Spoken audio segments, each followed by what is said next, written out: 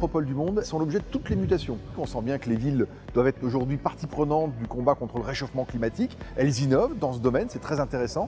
Et peut-être que les villes peuvent participer au renouveau civique, précisément avec tous les outils qui se développent aujourd'hui de participation active, de codécision sur les grands objets de transformation de la ville aujourd'hui. Aujourd'hui, sur l'agglomération lyonnaise, nous avons à la fois les compteurs intelligents pour l'électricité, mais en même temps pour le gaz, mais en même temps pour l'eau. Et donc, tout cela permet de produire des données. Nous travaillons totalement en partenariat avec Enedis pour voir effectivement comment on peut insérer une chaîne de valeur locale dans la chaîne de valeur nationale. Enedis, c'est un acteur neutre, on ne vend pas d'électricité, on est le service public de mise à disposition des infrastructures de réseau. Et on avait, avec Watt et moi, avec Grand Lyon Habitat, on a développé un portail. Il y a des dizaines de milliers de Français qui sont sur ce portail. L'usage principal, il est comment ma consommation d'électricité, elle est comparable et j'en deviens acteur. C'est la deuxième fois que nous sommes partenaires de Smart City organisé par Le Monde.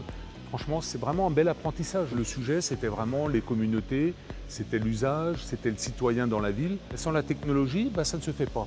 Pour rendre possible, il y a effectivement le digital, le partage de données, mais c'est au service de ce vivre ensemble.